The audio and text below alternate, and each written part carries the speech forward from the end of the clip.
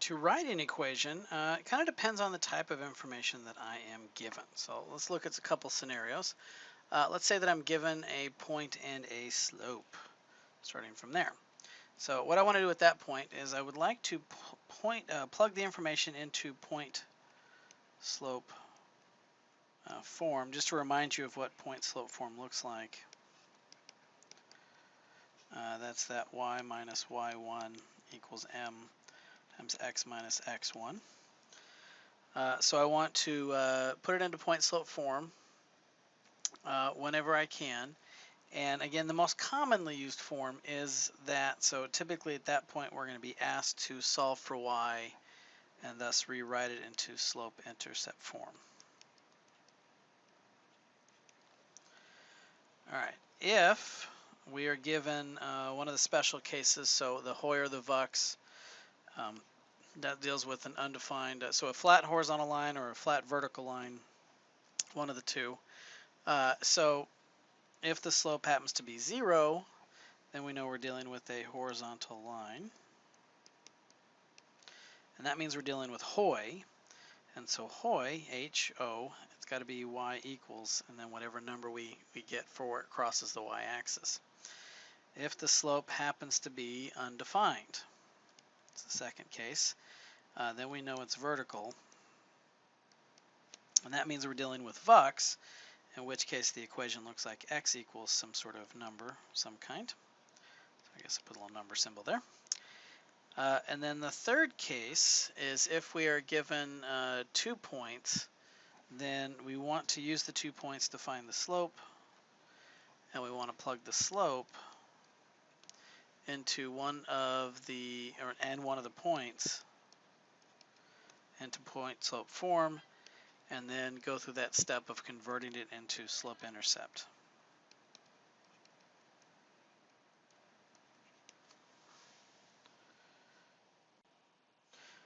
Okay, so an illustration of what I'm talking about here. So here we're given a slope of 6 and passes to the point -2, 5. So we're given a point and a slope. So I want to use point slope form, which is y minus y1 equals m x minus x1. Okay, well I already know the slope happens to be 6. And in this ordered pair, that -2 happens to be x1 and the 5 happens to be y1. So filling in what we know, it's y minus 5 equals 6 times x minus a -2. All right, so at that point we want to rewrite it into slope-intercept form, or y equals form. So let's see.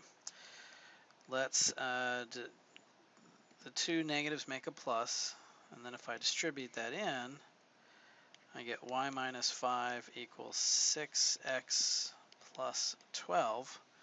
And then I want to add 5 to both sides. So I get y equals 6x plus 17 is the actual equation for that. Okay, and we can do the same process even if there is a fraction. Remember, we're not afraid of fractions. We like them. So y minus y1 equals m x minus x1. Okay, so y minus the y coordinate of that point, -3/5 x minus 10. All right, well, let's see, the two negatives make a positive. And just like before, I want to distribute that in. So I have y plus 4 equals -3/5 minus, well, -3/5 times 10. Well, you can either type it in a calculator or just kind of think about it. The 5 divides into 10 twice times the 3. So it's actually 2 times 3, so that happens to be 6.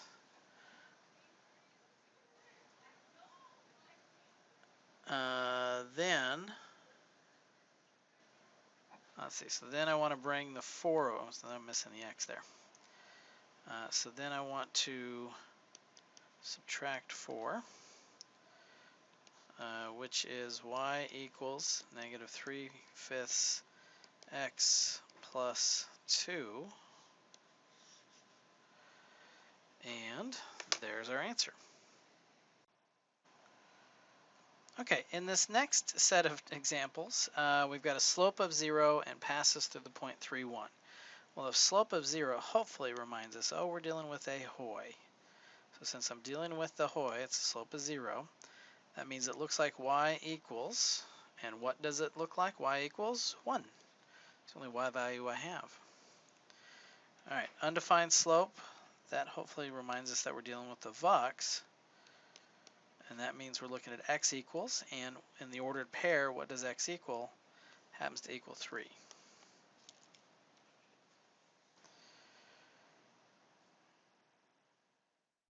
All right, and in this last pair of examples, we want to start by finding the slope first, and then we'll pick a point and apply it into the point slope form.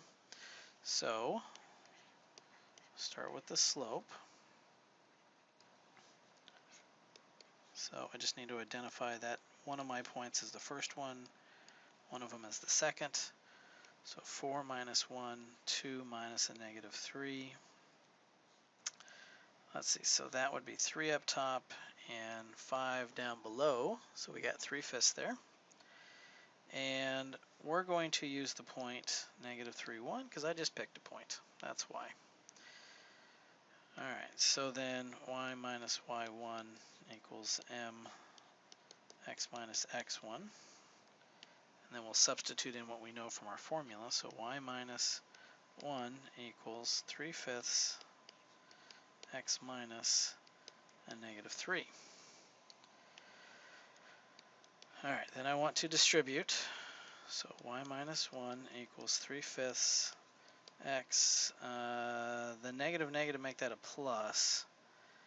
And so this time nothing divides out, so I'm left with 9/5. Okay, so then I want to add 1 to both sides. So that's y equals 3/5 x plus 9/5.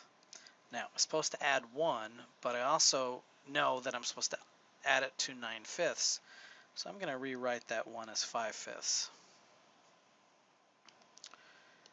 Just so I can see pretty quick. Oh, okay, so that's the y-intercept. So 9/5 plus 5/5 is 14/5. And that's how that one works. All right, the one next door to it, I want to find the slope first.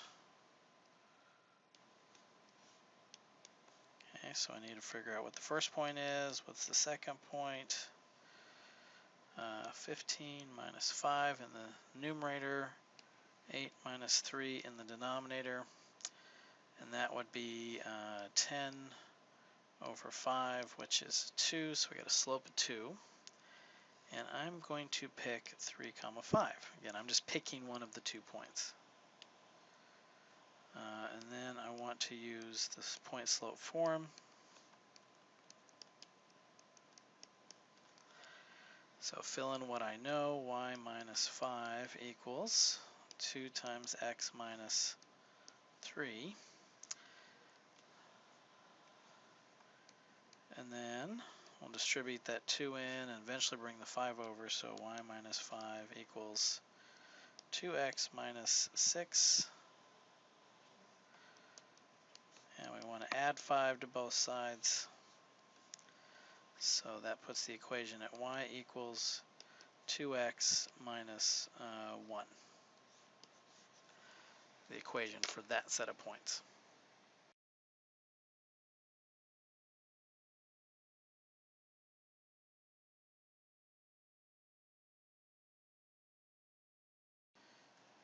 When looking at parallel and perpendicular lines, in particular their slopes, let's start with parallel.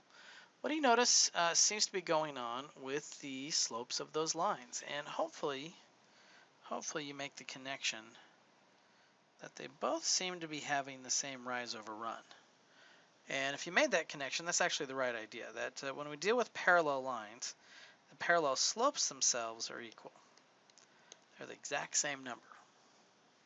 Okay. in the second example, perpendicular slopes. This one's a little bit harder to see as far as if you look at rise over run, but hopefully you'll notice that there's sort of a connection between them. They actually have this right angle that forms between them. And so when we talk about perpendicular slopes, we call them opposite reciprocals.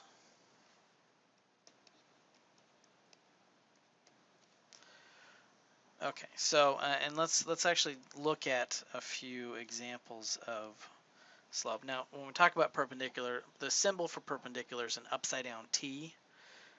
So I'm not saying intersect T. I'm saying that the perpendicular slope. So if the slope, let me just make up a couple numbers here. So let's say the slope is 2, negative 3/4, and 0. What would be the opposite reciprocals of each of those cases? Well, opposite reciprocals would mean if the slope is a over b, then the perpendicular would be negative b over a. So if it's positive, it's negative, and it's negative, it's positive. And then we flip it as a fraction. So here, if the slope is 2, the opposite reciprocal would be negative 1/2. If the slope is negative 3/4, then the perpendicular slope would be 4/3. And if the slope happens to be 0, well, if I put 0 over 1 reciprocal that, I get 1 over 0. So we don't necessarily change the sign simply because 0 has no sign associated with it. It's not a positive or negative quantity. So in that case, we end up getting just an undefined slope. So vertical and horizontal lines are perpendicular to each other is what the message is there. Okay. Now, next. When we're going to write equations of parallel and perpendicular lines, what we want to look at first is we want to put whatever equation we're given, we want to put that in slope-intercept form, simply so that we can find the slope. So once we figure out what the slope of the original line is, then I can do whatever I need to do to find parallel versus perpendicular. If the lines happen to be parallel, then the slope of the new line is going to be the same. And if they are perpendicular, then the slope is the opposite reciprocal that we just looked at.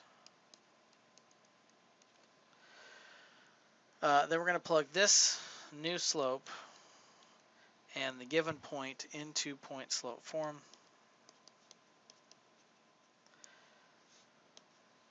And then we're going to solve for y so that we can get it into slope-intercept form. Okay, so let's look at some examples of that. Let's see, so if I have the equation 10x plus 2y equals 7, and I want to find out what it's parallel to that, I want to first figure out what's the original slope. So I need to get this into y equals form. So I'm going to subtract off 10x. So I get 2y equals negative 10x plus 7. Be careful with what you do with the 7 and the 10x. They're not like terms, so you're not going to get 3 out of that. Then I want to divide by 2. And so I get y equals negative 10 divided by 2 is negative 5, x plus 7/2. Okay, now out of this, the slope is negative 5. So the parallel slope is the same as the original slope. And then we'll use that point that they give us. So we're going to stick this into point slope form. So y minus a negative 7 equals negative 5x minus a negative 2. Let's see, those guys become positive, minus minus becomes positive there. And then I want to distribute that in. So I get y plus 7 equals negative 5x minus 10. Then I want to subtract 7 from both sides. And so I get y equals negative 5x minus 17 for that parallel equation. Okay, down below.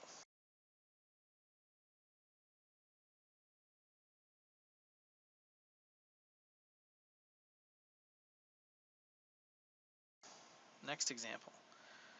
I have y equals 1/3 x plus 7. I want the perpendicular equation for that line. I want perpendicular line that goes through a different point but that's perpendicular to it. So the slope of the original line happens to be 1/3. So the perpendicular slope would be -3. And this whole process is going through the point -4, 2.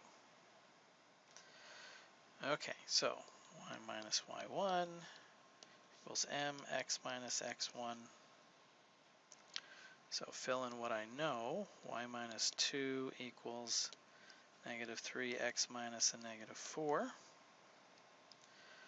Those two negatives become positive, and then I want to distribute the 3 in. So I get y minus 2 equals -3x minus 12. Then I want to add 2 to both sides, and so I get y equals -3x minus 10 as the perpendicular equation that goes through the point -4, 2.